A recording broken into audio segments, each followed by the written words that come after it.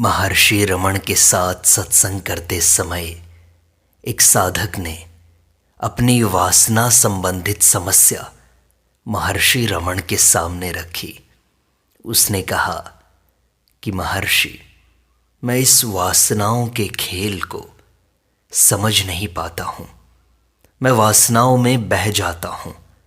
मैं वासनाओं पर कैसे विजय पाऊँ? मैं उनसे मुक्त होना चाहता हूँ। कृपया करके समाधान कीजिए। तब महर्षि रमण ने कहा, वासनाओं के मूल का अनुसंधान कर लोगे तो यह काम सरल हो जाएगा। काम, क्रोध इत्यादि उद्वेग क्या है? वासनाएं क्यों उत्पन्न होती हैं? इस पर विचार करो। ये उत्पन्न होती हैं दृष्ट विषयों के प्रति राग द्वेष के कारण। विषय तुम्हारी दृष्टि में किस प्रकार प्रक्षेपित होते हैं? ये प्रक्षेपित होते हैं अविद्या के कारण। कैसी अविद्या? किसकी अविद्या? आत्मा के अज्ञान की अविद्या। अतः तुम यदि आत्मानुसंधान कर लोगे तथा आत्मनिष्ठ बने रहोगे तो उद्वेग जनित दुख से मुक्त रहोगे। फिर सोचो, उद्वेगों का कारण क्या है? ये उद्वेग, ये वासनाएं तुम्हारे मन में आती क्यों हैं? कारण है सुख की इच्छा। अब सोचो कि सुख की इच्छा ही तुम्हारे अंदर उदय होती है, दुख की नहीं। कारण क्या है? क्योंकि तुम्हारा स्वभाव ही आनंद है तथा यह स्वाभाविक ही है कि तुम निज स्वभाव आनंद में रहो। यह आनंद आत्मा के अतिरिक्त अन्यत्र कहीं नहीं उपलब्ध होता। इसकी खोज अन्यत्र मत करो, परंतु आत्मानुसंधान अवश्य करो तथा उसी में अवस्थित रहो। और सुनो, जो आनंद नैसर्गिक है वह केवल खोजा जाना है तथा यह खो नहीं सकता। इसके विपरीत अन्य जो भी पदार्थ जनित सुख हैं वो बाह्य होने के कारण लुप्त हो जाएंगे। इस भांति यह सुख नित्य नहीं हो सकता। इसलिए तुम्हें इस संसार के सुख की कामना भी नहीं करनी चाहिए। यह भी है कि सुख का अनुसंधान, इसमें रुचि लेना उचित नहीं है। दहकती हुई अग्नि को पेट्रोल छिड़क कर नहीं बुझाया जा सकता। वासना को आगे शमन करने के लिए अभी तुष्टि में लिप्त रहना मूढ़ता मात्र जानो। वासना क्षय के लिए अन्य साधन भी उपलब्ध हैं, जैसे मिताहार, निराहार, योगाभ्यास, औषधि। किंतु इनके प्रभाव अस्थायी हैं। संयम ढीला होते ही वासनाओं का जाल पुनः पुनः उत्पन्न हो जाता है।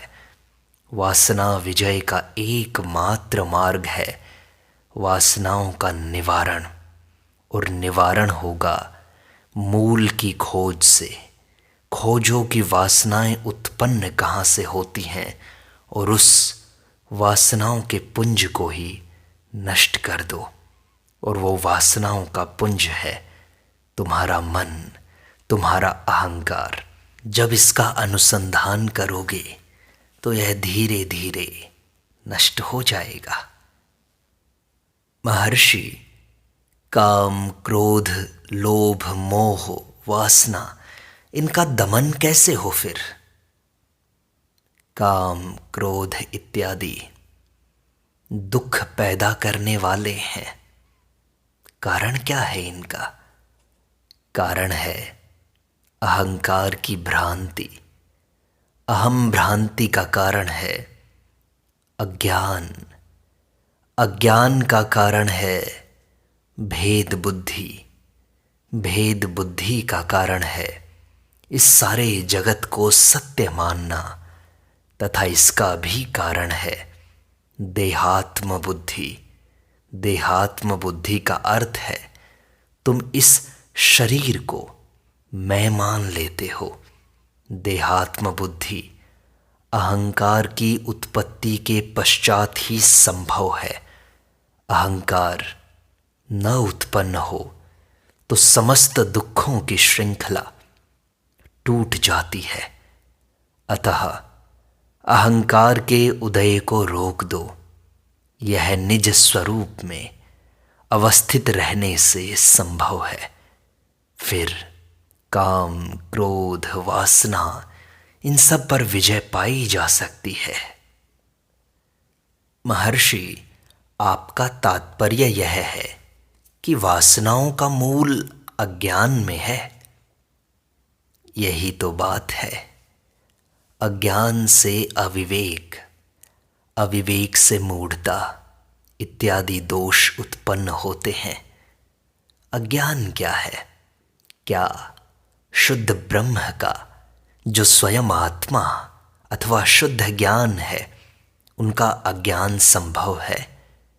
प्रश्नकर्ता निज आत्मा को जान ले, अर्थात ज्ञानी बन जाए, फिर यह प्रश्न नहीं उठेगा। अज्ञान के कारण ही यह प्रश्न उठता है। यह अज्ञान प्रश्नकर्ता का है, आत्मा का नहीं है। सूर्य के दृष्टिगोचर होने से तमस, अंधेरा नहीं रह सकता। एक मंजूषा, एक पेटी द्रव्य से भरी है। मनुष्य कहता है यह द्रव्य मेरा है। मंजूषा ऐसा नहीं कहती। स्वामित्व की मूढ़ता के कारण ही यह दावा किया जाता है। आत्मा से पृथक कुछ भी तो नहीं है, अज्ञान भी नहीं। कारण अज्ञान भी आत्मा की ही शक्ति है, जो आत्मा को प्रभावित किए बिना ही विद्यमान है। तथापि अज्ञान अहम उद्भ्रांति है, अर्थात वह जीव को प्रभावित करता है। अस्तु, अज्ञान जीव का हुआ। यदि तुम प्रमाण पूछोगे तो मैं कहूँगा कि मनुष्य कहता है कि मैं स्वयं को नहीं जानता। तब क्या आत्माएं दो हैं? एक देखने वाली, दूसरी दिखाई देने वाली। यह स्वीकार करना संभव नहीं है। तब क्या अज्ञान उसका लक्ष्य है? नहीं। अहंकार की उत्पत्ति ही अज्ञान है और कुछ नहीं। अज्ञान के कारण ही अविवेक, मूढ़ता, वासनाएं, सुख की इच्छा, ये सब जन्म लेते हैं। इसलिए अज्ञान को ढूंढने से, अज्ञान को नष्ट करने से वासनाएं अपने आप नष्ट हो जाएंगी। महर्षि, मैं सन्मार्ग पर चलने का प्रयास तो करता हूँ, लेकिन वासनाओं में भटक जाता हूँ। मैं अपने मन को वासनाओं से कैसे बचाऊं और सन्मार्ग पर चलता रहूं? मार्गदर्शन कीजिए। आवारा सांड को चारे से गोठ की ओर लुभाया जाता है। इसी प्रकार मन को शुभ विचारों से आकर्षित करो। महर्षि, पर मन निश्चल नहीं होता। आवारा सांड को भटकने का व्यसन होने के कारण भटकने में आनंद मिलता है, तथापि उसे हरा चारा दिखाकर अपनी गौशाला की ओर आकर्षित किया जाता है। इसके उपरांत भी सांड पड़ोस के खेतों में घुस जाता है। धीरे धीरे उसे यह अनुभव कराया जाता है कि उसके अपने बाड़े में भी वैसा ही उत्तम चारा उपलब्ध है।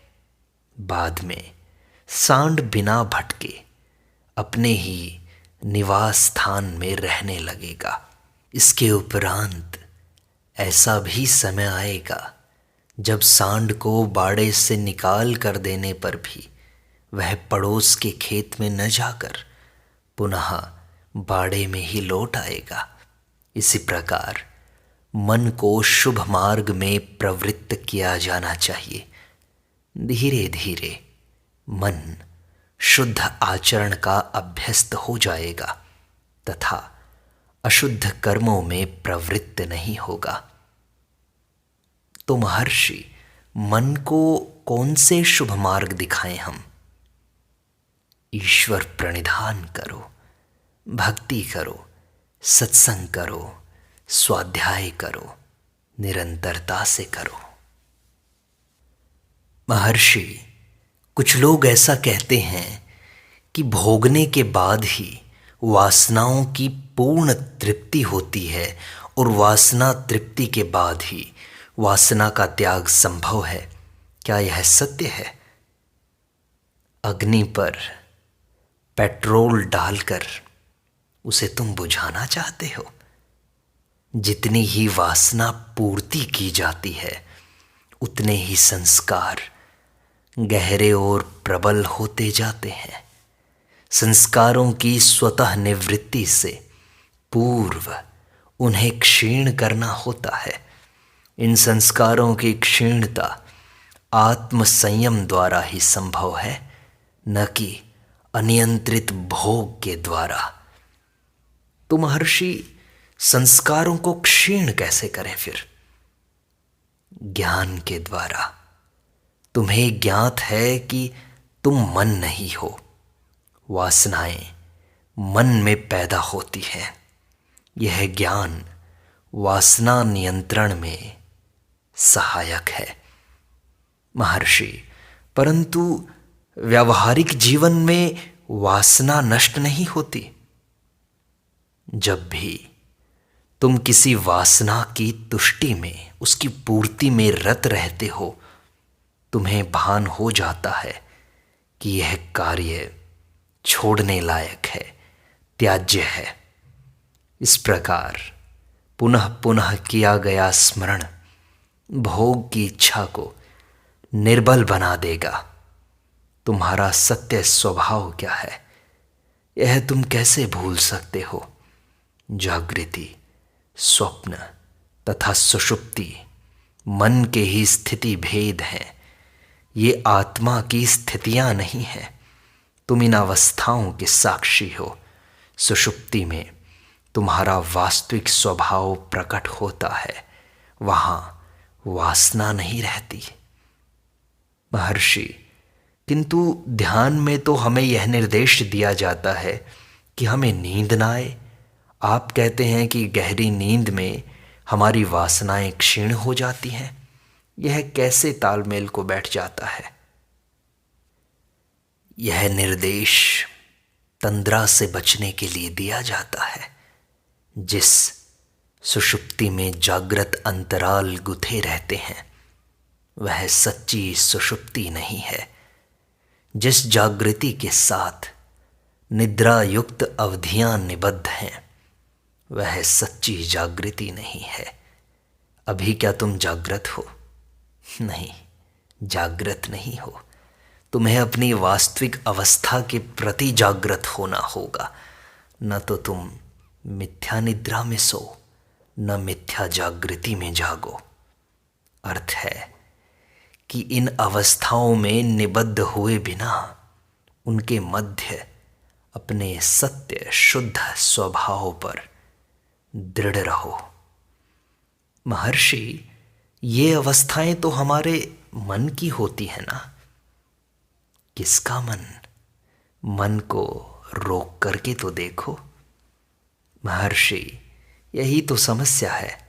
मन को नियंत्रित करना संभव नहीं। यही तो सारी वासनाओं की जड़ है। मन अपने परिणामों से जाना जाता है, न कि अपने स्वभाव से। इसको कैसे देखें महर्षि? यह ठीक है। तुम वर्णपट के रंग देखते हो। ये 7 रंग मिलकर श्वेत रंग बनाते हैं, किंतु तिकोने कांच में से देखने पर 7 रंग दृष्टिगोचर होने लगते हैं।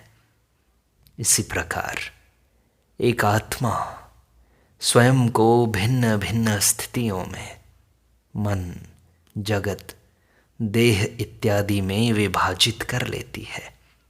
आत्मा ही मन, देह अथवा जगत के रूप में उद्भासित होती है।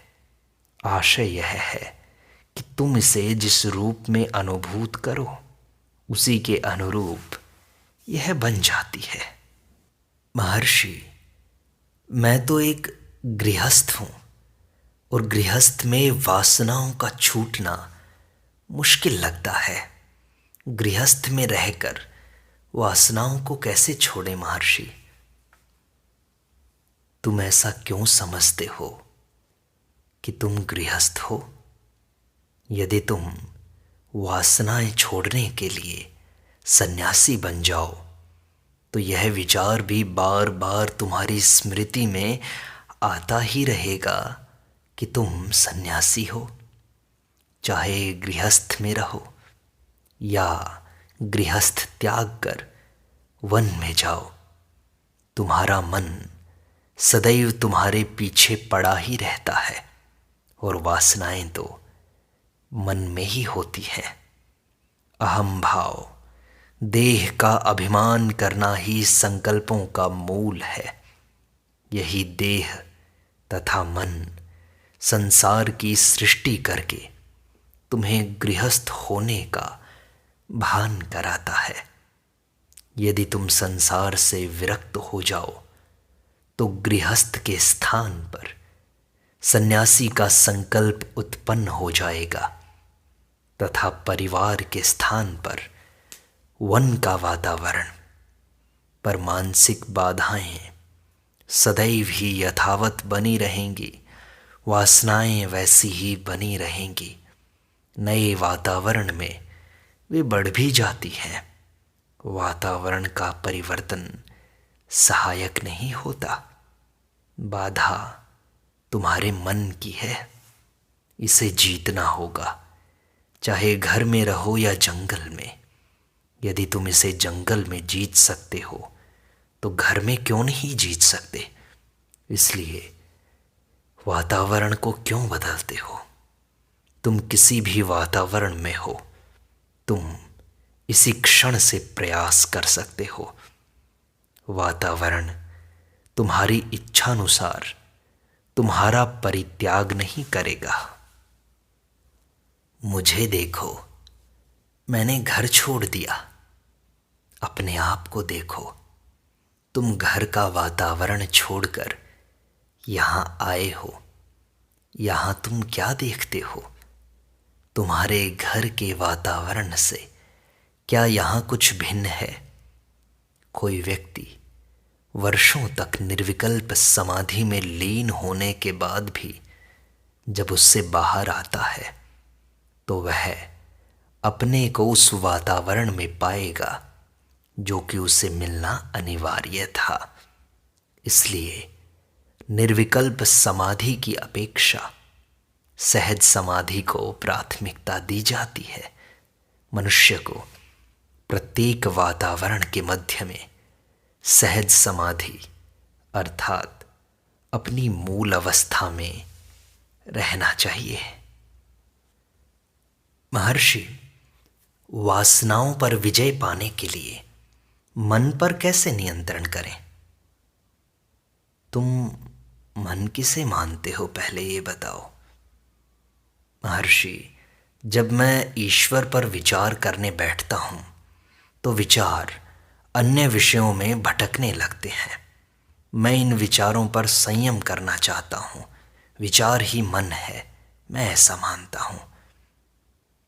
भगवद गीता में ऐसा कहा है कि मन का स्वभाव ही चंचल है। व्यक्ति को अपने विचारों को ईश्वर की ओर उन्मुख करना चाहिए।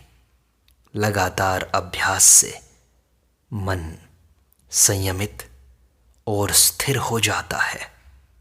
मन की चंचलता एक दुर्बलता है जो संकल्पों के रूप में और उसके कारण शक्ति के अपव्यय से उत्पन्न होती है। मन को एक ही विचार पर केंद्रित करने से शक्ति का संचय होता है और मन अधिक बलवान हो जाता है। फिर तुम उस शक्तिशाली मन से वासनाओं पर विजय पा सकते हो। महर्षि, मन की शक्ति क्या होती है? बिना किसी विक्षेप के एक ही विचार पर एकाग्र होने की योग्यता मन की शक्ति है। महर्षि, फिर ये कैसे प्राप्त होती है? अभ्यास के द्वारा। एक भक्त ईश्वर का ध्यान करता है। ज्ञान मार्ग का साधक आत्मा की खोज करता है। दोनों के लिए साधना एक जैसी कठिन है। महर्षि, मन को आत्मा की खोज में संलग्न करने पर भी काफी समय संघर्ष करने के बाद मन व्यक्ति को धोखा देने लगता है। वासनाएं फिर से जोर पकड़ने लगती हैं। मन की इस दुष्टता की जानकारी व्यक्ति को बड़ी बाद में होती है। इसे कैसे ठीक करें? ऐसा तो होगा ही। प्रारंभिक अवस्था में मन खोज में काफी समय तक रुक रुक कर तब लगता है, पर निरंतर अभ्यास से थोड़े समय के बाद ही फिर लगातार लगने लगता है और फिर कभी चंचल नहीं होता। तब अव्यक्त शक्ति व्यक्त होती है। सात्विक मन संकल्पों से रहित हो जाता है, जबकि राजसिक मन संकल्पों से भरा रहता है। सात्विक मन प्राण धारा में परिवर्तित हो जाता है। महर्षि, मन तो केवल संकल्पों का समूह है, वासनाओं का समूह है, ऐसा है या नहीं?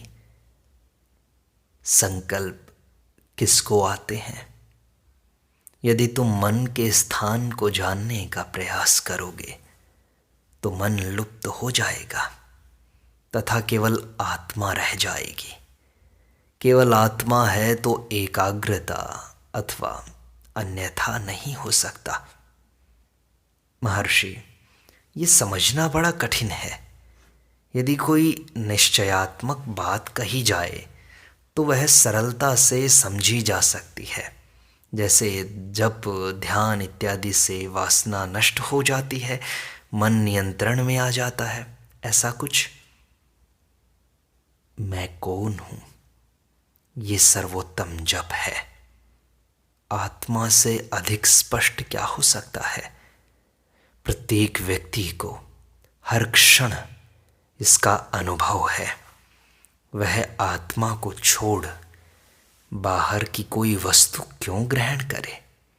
प्रत्येक व्यक्ति को किसी अज्ञात अन्य वस्तु की अपेक्षा ज्ञात आत्मा की खोज करने का प्रयास करते रहना चाहिए।